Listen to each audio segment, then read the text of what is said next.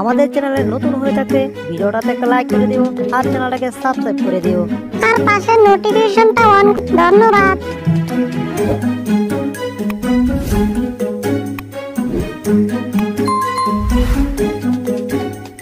হায় হায়, এ কি পিছন থেকে এসে মনে হচ্ছে কেউ আমার ঘাড়ে হাত দিয়েছে, কিন্তু কে আমার ঘাড়ে হাত দিল সেটাই তো বুঝতে পারছি না। এ কি সর্বনাশ, এ তো দেখছি একটা ভয়ঙ্কর রাক্ষসে ভূত। এ আবার কোত্থেকে চলে আসলো হঠাৎ করে? কি বেটা টম, তোকে আজকে খেয়েছি, তুই আজকে আমার হাত থেকে কোনোভাবে বাঁচতে পারবি না। ওরে সর্বনাশ, এই ভূতটা কোত্থেকে চলে আসলো? তাড়াতাড়ি এখান থেকে কেটে পড়ি, না হলে আমার অবস্থা খারাপ হয়ে যাবে। বাঁচতে হলে এলাকা ছেড়ে তাড়াতাড়ি পালাতে হবে আমাকে। তাড়াতাড়ি দৌড়ে পালাই। কি ব্যাপার, ভূতটা কি পিছনে পিছনে আসছে নাকি কিছুই তো বুঝতে পারছি না। দেখি তো একবার পিছনে তাকিয়ে। না, পিছনে তাকাবো না, যদি আবার সত্যি সত্যি এসে আমাকে কামড়ে দেয়। হায় হায়, একটুর জন্য বেঁচে গিয়েছি। কি ভয়ঙ্কর ছিল ওই ভূতটা। যদি আমাকে সত্যি সত্যি কামড়ে দিত না তাহলে আমার অবস্থা খারাপ হয়ে যেত একদম। যাক, এখন কোনো ভয়ের কারণ নেই, কারণ আমি এখন নিরাপদ দূরত্বে চলে এসেছি। কিন্তু আমার মনে হচ্ছে কেউ মনে হয় আমার ঘাড়ের মধ্যে ধরে রেখেছে। দেখি তো একবার, বিষয়টা দেখতেই হচ্ছে।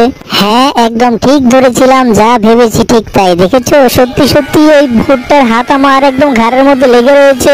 এখন কি করবো আমি, কোন দিকে পালাবো? আরে বেটা হাত, তুই আমার ঘাড়টাকে ছাড় না। দেখেছো বেটা, ভূতের হাতটা আমার ঘাড়টাকে একদম ধরে রেখেছে।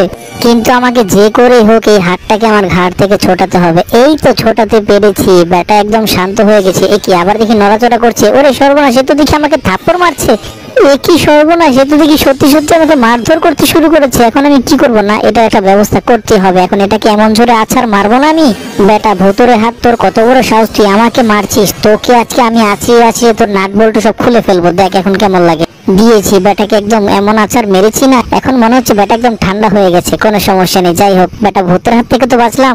কি ভয়টাই না আমি পেয়ে গেছিলাম। বেটা দুষ্ট ভূত, কত বড় সাহস, তুই এসে আমার ঘাড়ের মধ্যে ধরে ফেলেছিলি না? এখন কেমন লাগে? এ কি সর্বনাশ, হঠাৎ করে এই ভূতটা আবার কোত্থেকে সামনে চলে আসলো? সর্বনাশ হয়ে গেছে। এখন আমি এই ভূতটার মোকাবেলা করব কি দিয়ে? এই তো বেটা, তোর হাত দিয়ে আজকে আমি তোর সাথে মোকাবেলা করব। তোর কত বড় সাহস, আয় আজকে দেখি তুই আমার সাথে কেমন করে পারিস। আজকে বেটা ভূত তোর হাত দিয়ে তোকে মারবো। এই তো কাজ হয়ে যাচ্ছে। মনে হচ্ছে বেটা ভূত আমার সাথে পারবে না। যতই চেষ্টা করো তুমি, কোনোভাবে আমার সাথে পারবে না।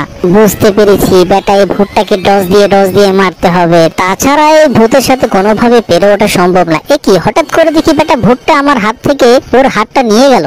কিন্তু আমি ওর হাত দিয়ে তো ওর সাথে মোকাবেলা করতে চেয়েছিলাম। এখন যে ওর হাতটা নিয়ে গেল, এখন আমি ওর সাথে মোকাবেলা করব কি করে? সর্বনাশ হয়ে গেছে। এ তো দেখি ভূতটা আমার দিকে এগিয়ে আসছে। এখন কি হবে? এখন যে আমি কি করব কিছুই তো বুঝতে পারছি না। হায় হায়, আমি কি দেখছি, বেটা ওর হাত দেখি ওকে মারছে। এই ফাঁকে আমি এখন এখান থেকে কেটে পড়ি, তা না হলে আমার অবস্থা আবার খারাপ হয়ে যাবে। আর ওই বেটা পাজি হাত, তুই আমার হাত হয়ে আমাকে মারছিস? এটা কোনো কথা হলো নাকি? তুই বেটা টমকে মারবি? এই গভীর রাতে এখন আমি টমকে কোথায় খুঁজবো সেটাই তো বুঝতে পারছি না। কিন্তু আমি যতটুকু জানি টম এদিকে এসেছে।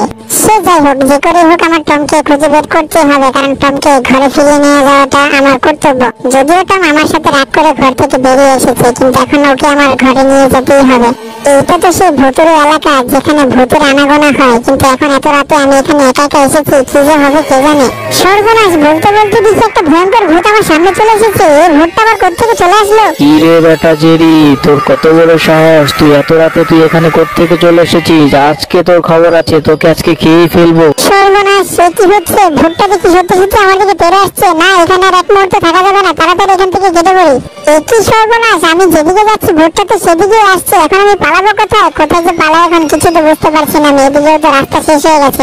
না, এই ভূতটাকে সাহায্য করতে হবে। এক কাজ করি, এই দরজাটার অর্ধেকটা খুলে দিই, তাহলে এই বেটা এসে দরজার মধ্যে বাড়ি খেয়ে একদম সাহায্য হয়ে যাবে। না বেটা ভূত, এবার তুমি এসে সোজা এই দরজার সাথে বাড়ি খেয়ে একদম চিটপাটান হয়ে পড়ে যাবে। যাই আমি আগে ঘরের মধ্যে ঢুকে যাই, তা না হলে আমাকে ধরতে পারলে আমার খবর আছে। হায় হায়, এটা কি হলো? কোথায় আবার বাড়ি খেয়ে আমার মাথাটা চলে গেল? ব্যাপারটা কি? আমার মাথা তো দেখছি আমার সাথে নেই। কোনো সমস্যা নেই, মাথা পরে খোঁজা যাবে। আগে বেটা ওই জেরি ইঁদুরকে ধরতে হবে আমার, তা না হলে হবে না। কিরে বেটা জেরি, তুই পালিয়ে যাচ্ছিস কেন? তুই পালিয়ে কোথাও বাঁচতে পারবি না। আজকে আমি তোকে ধরবই ধরবো।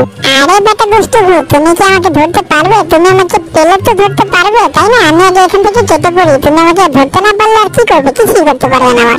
না, কোনোভাবে এই ভূতের কাছে ধরা খাওয়া যাবে না। যাই তাড়াতাড়ি গিয়ে এই টেবিলের নিচ দিয়ে কোথাও একটা লুকিয়ে পড়তে হবে। কিন্তু এখন কোথায় যাই?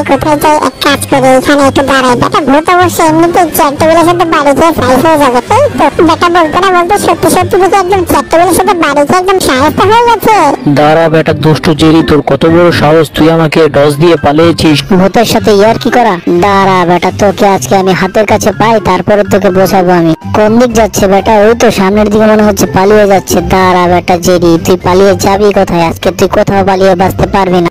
কি মহাবিপদে পড়ে গেলাম একদম। মনে হচ্ছে বেটা ভূত আর আমার পিছু ছাড়বে না। যেদিকে যাচ্ছে ঠিক সেদিকে যাচ্ছে। এখন এক কাজ করি, তাড়াতাড়ি ঘর থেকে বের হয়ে যাই। কি ব্যাপার রে বেটা, জেরি দিকে আবারও বের হয়ে যাচ্ছে। ওরে সর্বনাশ, সে তো দেখি আমি বাড়ি খেয়ে একদম পুরো একদম চিটপটাং হয়ে পড়ে যাবো মনে হচ্ছে। হায় হায়, এত জোরে বাড়িটা খেয়েছি না, এখন তো একদম বাড়ি খেয়ে আমার মাথাটাই ঘুরছে।